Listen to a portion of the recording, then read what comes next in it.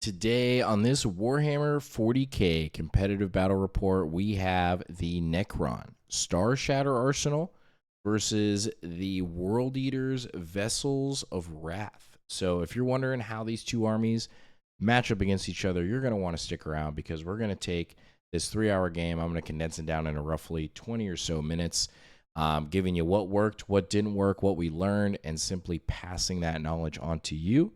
Because I really do believe if one of us gets better, then we all get better. So without further ado, let's get into it. So we have a nice top-down view here. We're back.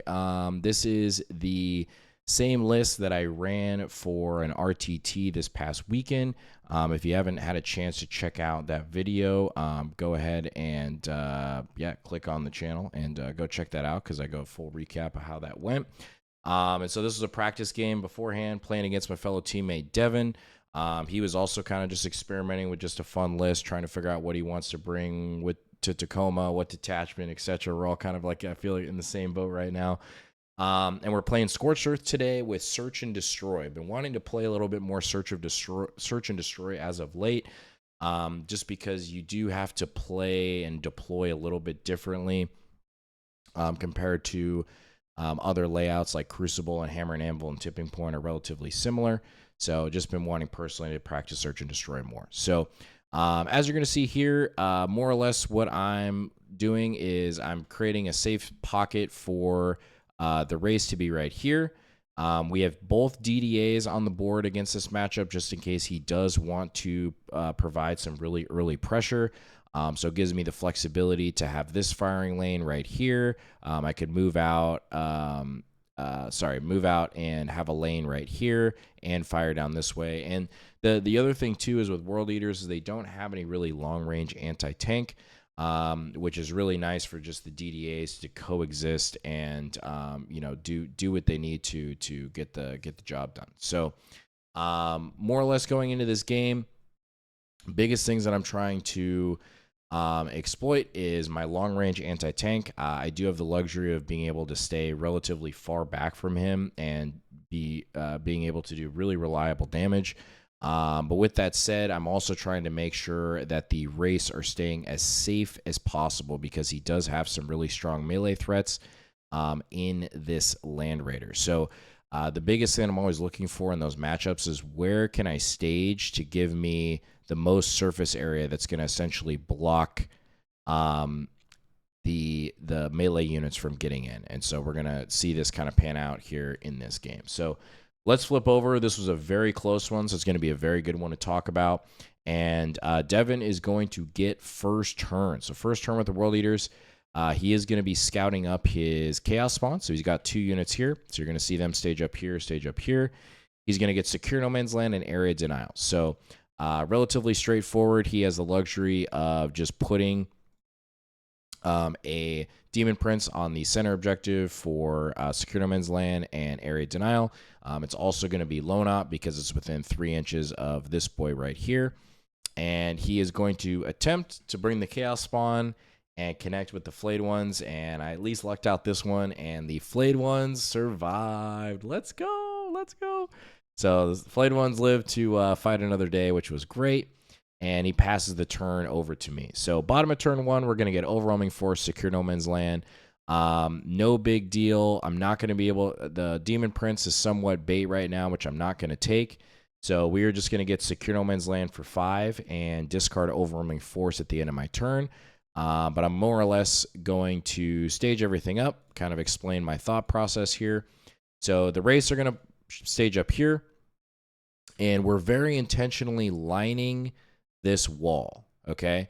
So the biggest thing is we are trying to prevent any sort of character to get line of sight on the Technomancer, because that is one of the biggest things where the Wraith Brick can potentially fall apart is if they have a way to precision the Technomancer out, which we don't want to do. And I'm also trying to eliminate surface area on the unit being able to connect. So really the only spot that he can connect is right here. Okay, so this is a really good thing you can highlight. And then I'm bringing a Wraith on the objective just to deny this point, which is also, great as well. So going into the turn, Basically, the DDAs are just going to blast these spawn. This DDA is going to just stage up to respect this firing lane because now it's just going to be hitting on 2s with devs, which is really good. And then we stage up the Silent King to stay out of threat range of the Berserkers and the Forge Fiend from doing any sort of interaction. Okay? So going into turn 2, Devin, being the good player he is going to take a shot. He's going to take a shot at these Wraiths. So essentially, this is the board state going into turn 2. This created a really big headache for him, these flayed ones. And this is a really good thing to highlight of really cool things that you can do with death marks because they have deep strike.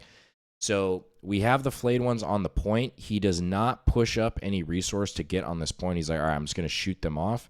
So we do end up deep striking in the death marks behind the wall to essentially save my primary going into turn 2 to still get a 10 because he probably has enough output to get rid of the flayed ones, which he did. And then you are going to see here the Exalted 8-bound are going to pop out with his buddy and connect with the race and see what we can do there as far as testing out the output. All right. So he's going to charge in. The biggest thing that we weren't sure of, and it was tough to say, is when he rolled his charge, if this guy was going to be able to, there is a cheeky way that you can actually get this character in here on this edge. And this is what like super high level play is like looking to do. It is part of the game, and technically his base could be over, so he has line of sight, and then getting the techno. But he was moving already his pieces, and we don't know for sure if that would have been able to connect. So he moves up his guys, and as you can see here, we essentially deny 2 of these guys being able to attack, and he is also able to connect with the Chaos Spawn over here as extra output to see if we can actually just try to one-shot these Wraiths, which he does get close. So with all of those attacks, I think he got him down to like 1 Wraith and the Techno, and then we used the Catacomb Command Barge once per game, like emergency button, and then we rezzed on our turn, so we were able to bring back, like basically we're back up to 3 Wraiths with the Technomancer. Going into my turn. So this is going to be bottom of turn 2. We get established locus and extend battle lines. And this is where I made the biggest error of the game. Got to remember with Vessels of Wrath, you got to remember the Blood Surge. And Kylan did not remember the Blood Surge. I think I was too hyper-focused for some reason on the Chaos Spawn Blood Surging. And like mentally, I'm just like, oh yeah, wait, these guys can also Blood Surge. And so basically what I did is I positioned everything where I was not planning for that. So in hindsight, basically what I could have done to prevent that is, you know, falling back the race like super far. Maybe I sacrifice them as a resource, but mainly you're just trying to keep everything 7 inches away from this unit. And the unfortunate part is they had more than enough movement to get out of here and interact with that, but I did not do that, unfortunately. And so it only gave me 1 shot into those Exalted 8-bound. As you can see here, I mean, we set up like a beautiful setup here to get rid of a lot of these resources, but we definitely fudged up there. So essentially it was a quick turn. We killed the spawn. We charged the 8-bound. He blood surged into the Reanimator. And then, unfortunately, the Scorpex failed their charge on the Exalted. I think it was like a 7 re-rolling. And the Catacomb Command Barge charged in. The thing is, the Command Barge, it can still slap. I mean, 8-3-2, 4 attacks. It's getting the aura. You know, it can actually do some damage, even like a tank shock on the charge. It's still can do some damage if you need to. So we charged in. It didn't pan out exactly as we would have hoped. And essentially going into turn 3, we're just going to give him a 5 on primary because he's just going to hold his home field. Okay, and he's going to get Cleanse and Bring It Down. So Cleanse, he definitely does not want to do this turn because it's more or less his go turn, but he's kind of running low on CP. But he is very easily going to get Bring It Down this turn because he has 2 vehicles right here. So basically just going to hand that to him on a silver platter, more or less. And you're going to see him more or less stage up. And he gets shooting off on the Forge Fiend here. This Forge Fiend rapid ingresses in. He moves the Rhino up on the objective. We did need to change something because the Rhino was only 2 OC, and I had 3 OC on the objective. So we had him shift the berserkers. I think. Oh, he moved the rhino so he could fire on the death marks. That's what he did, to get them enough off the point to take that away from me. And then he moves up these exalted 8-bound, which I think it was actually a blessing that they didn't make the charge. Mainly because I think the Silent King actually picks up that unit, to be completely honest. So he actually failed, and they were in a very inconvenient spot for me to try to interact with. And the Exalted, unfortunately, they pick up the Catacomb Command Barge here. I think he actually picks up both units here. Yeah, he picks up the Barge and the Reanimator. Super good. And Demon Prince swings over here to basically be annoying on this point and start holding primary. Now, what we end up doing is we ingress in these Tomb Blades. Now, I freaking love these Tomb Blades in Starshatter. I've been highlighting as of late like some really strong plays you can do with them, and this is like another great thing that you can do. So they don't have Deep Strike, but they're coming in turn 3, where essentially I'm pre-measuring where I can move them 18 inches to land kind of right around here, so I prevent any sort of overwatch from the Land Raider. And then I'm going to be able to clean up enough of these units and then just fade on the objective and then take the point. Super, super cool. So bottom of turn 3, we're going to get 5 on primary. We get engage on all fronts, display of might, cycle that one for sabotage because I didn't have enough little units left to even get display because I lost all of this over here. So because all I have left, I mean, it was a bloodbath. I mean, bottom of turn 3, I just basically have this and then some stuff like 1 or 2 other things in reserve. It's like freaking crazy. So the king is going to shift over this way, clean up this resource here is more or less the plan. DDAs are going to fire here and here at the, I believe I could see the Land Raider from here and then just see more or less like what we can do. So you're going to see that play out. And the king moves over. We clean up this boy here. I think we partially wound this Forge Fiend. And then the Silent King just cleans up these berserkers. So we end up getting just engage on all fronts for 2, and then we cycle sabotage for a CP. Passing it over to him, he's going to get another 5 on primary because the Tomb Blades did exactly what I was talking about. They just deny it here, so we're handing him another 5, and he gets no prisoners and display of might.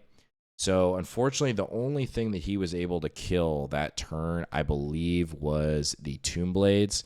And this is the problem these Tomb Blades provide against these really strong melee pressure armies is, because they're pushing so much forward, it really opens up the door for these Tomb Blades to do sneaky plays like this. And he has to kind of play backwards if he wants to hold primary. So he has to commit a whole Forge Fiend to come back and interact with this unit. So he gets 2 for no prisoners, and he doesn't really have enough output left to interact with the king. I end up dropping the Scorpex in on my turn. This was on 3 to interact with this objective as like a safe Scorch play. And essentially that is the turn. So he's going to get no prisoners for 2. He gets display of might because he has more units left. He passes it over to me. And then going into bottom of 4, we're going to get attempting target and storm. What was it? Storm, hostile, or no, attempting target. Cycle that one and get marked for death. So this was a super spicy play where essentially the king is able to charge the based on the resources that were left, we react move the DD out of the way. I actually rolled a 6 on that. So essentially what the king's going to try to do is we're going to move this way. We're going to try to interact with this and maybe kill this. So what ends up happening, I can't kill this guy, which was annoying because he stands back up. So I kind of just had to like let him do his thing, unfortunately. Because I could charge the Scorpex in, I could probably kill him, but then he stands back up and then I lose the Scorpex anyway. I wanted to kind of put them more like in a safer spot behind the wall to at least like force a burn or like hold the objective so he doesn't take it. So essentially, you're going to see that play out here. So we're going to move the DD bays back up and we do a really spicy play here where DD8 almost kills the Exalted 8-bound. The Silent King charges in, tank shocks the Forge Fiend, actually kills it on the nose, and then piles into the Land Raider, and then kills the Land Raider. So, and we have the Scorpex. I guess they do end up charging in to Karn here. and pops him back up. He ends up moving this way, and he tries to send everything at the top of turn 5 over to the Silent King, as you're going to see here. And he just doesn't have enough output to really interact with the Silent King to get him down. So we're going to end up still holding 10 on primary, and then getting the burn at the end of the game for 15. And unfortunately, we couldn't get Storm Cleanse and Call the Horde, but we do get behind enemy lines for 3 points with the Ophidians and call it a game. So it was a freaking bloodbath, 73-69 of the Necrons, really anybody's game. But you're going to see here, yeah, this is essentially the board state at the end. Very cool list. As far as the vessels, I think the biggest thing, just can't forget about the freaking Blood Surge. But, all in all, felt good. And, yeah, if you all stuck around this long, seriously, appreciate you watching. And we will catch you in the next one.